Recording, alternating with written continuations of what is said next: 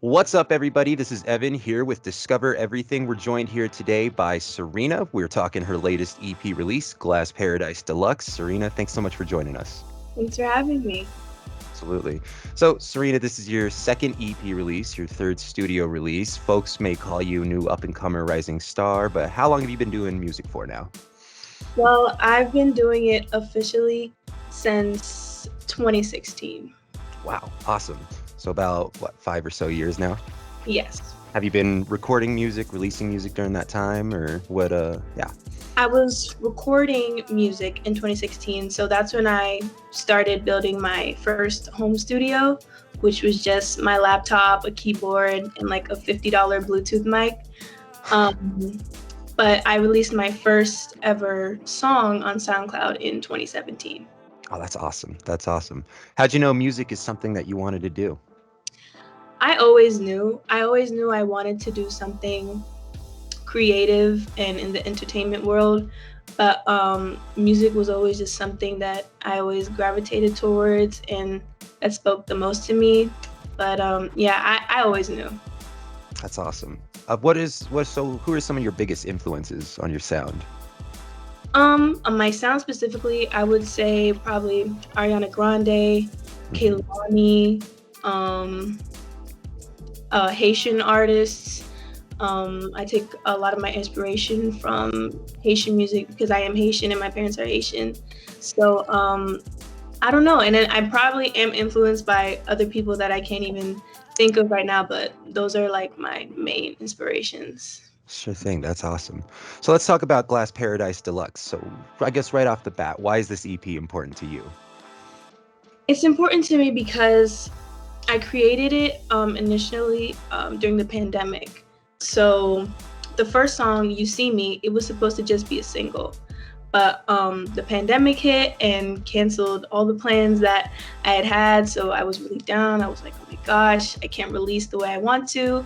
So for about a few months, I didn't do anything, I didn't create. And then one day my producer just hit me up and we just got back into the groove of things. And that's how the first project, just Glass Paradise, the first three songs came about.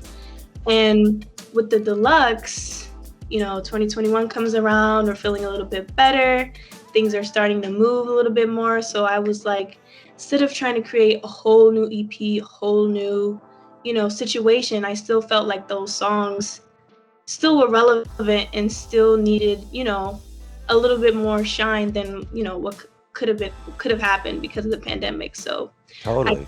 did those two extra songs, and I didn't even create them in mind like, oh, I'm gonna make a deluxe. I made them and then I was like, wait, these fit perfectly with those other songs, so maybe I can just put them all together. Just put them all together. That's awesome. What was it like getting back in the studio after the last year we've had here?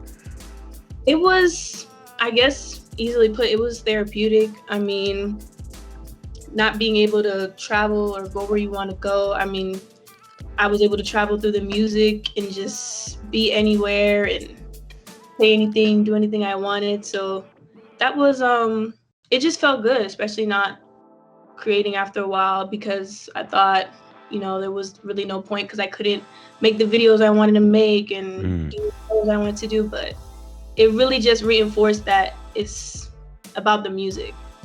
totally.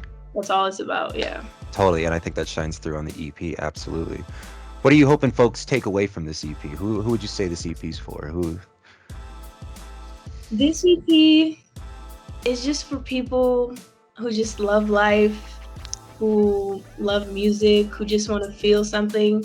Because that's what I got from this project. I mean, every song I make is just about a feeling and what kind of feeling it evokes and gives.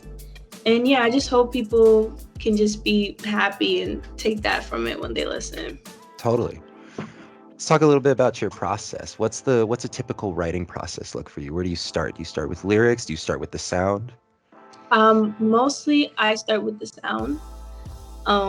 Was great with working with my producer Cherry Beats is I always tell him the beats have the story in them. Like Hmm. I'll just hear the melody and the words will just write themselves half the time.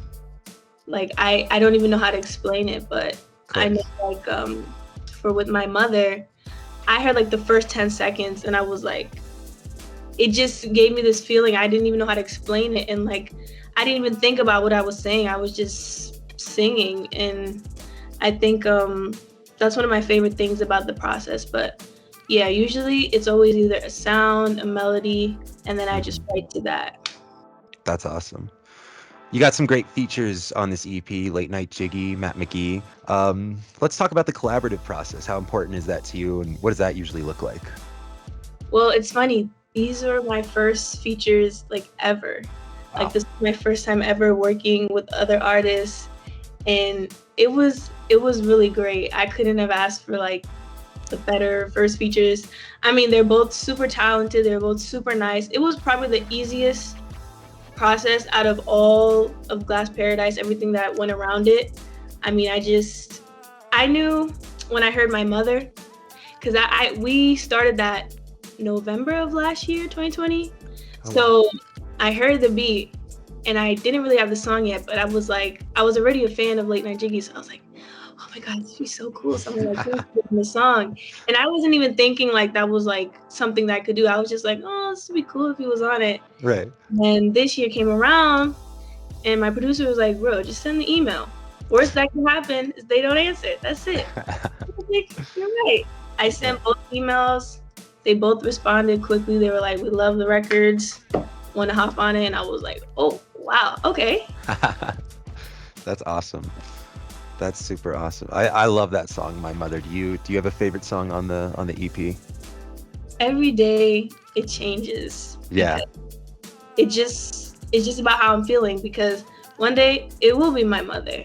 The next day it'll be You See Me, or Kiwi, or Overnight, or I mean, this is the one project I could say I literally love every single song, but My Mother is definitely up there. Oh, that's so awesome. That's so important as an artist to be able to love your own work too. So it's great to see that you can. That's awesome. I guess just moving on to bigger things, there's people out there, coming to discover they want to start getting into the creative world. They want to become artists themselves. For folks looking to get into music and the kind of music that you make, what would you say to them? Any sort of words of inspiration or recommendations? Just do what you want to do. I think that's the biggest thing, because as you progress and as you get further into it, other factors come in that you didn't even know were a thing.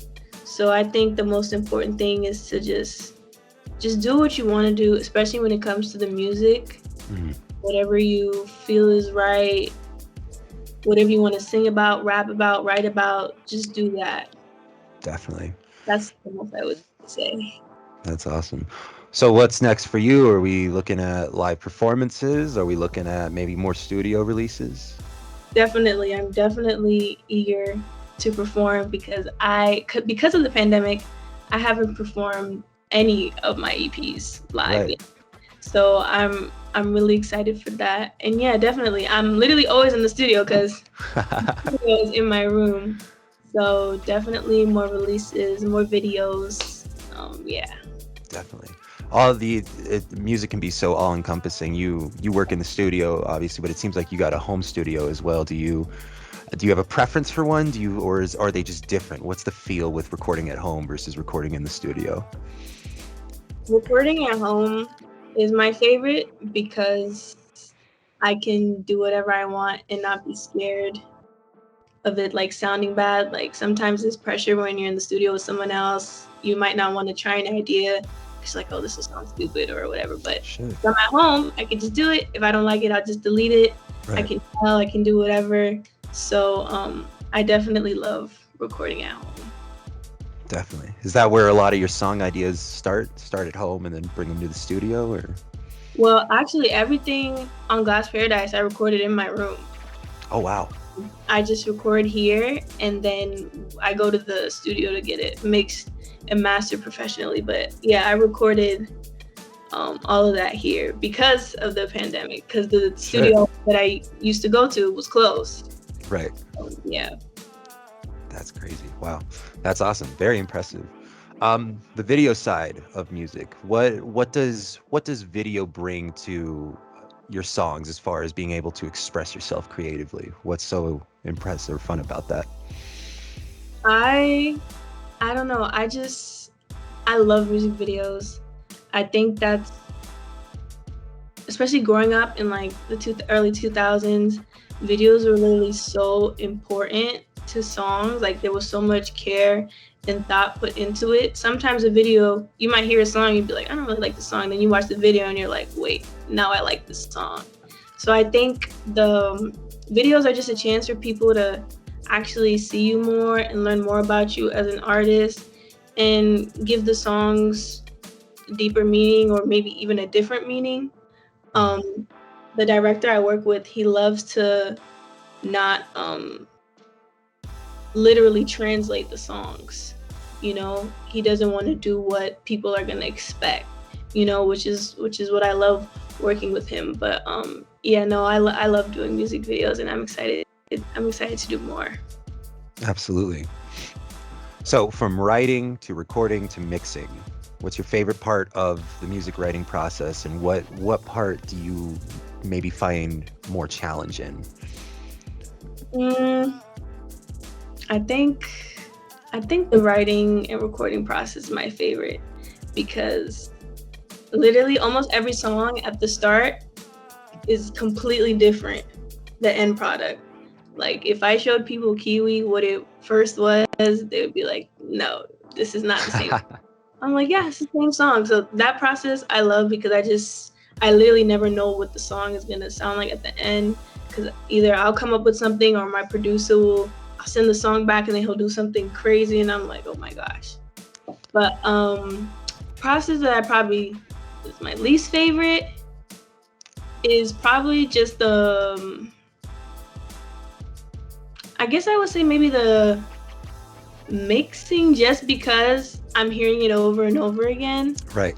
And then it's like, no, I don't know if it sounds good because my ears like fatigued, but um, or you know, sometimes I get demo-itis, like the demo, is so good, and then the mixing, I'm like, why doesn't it sound?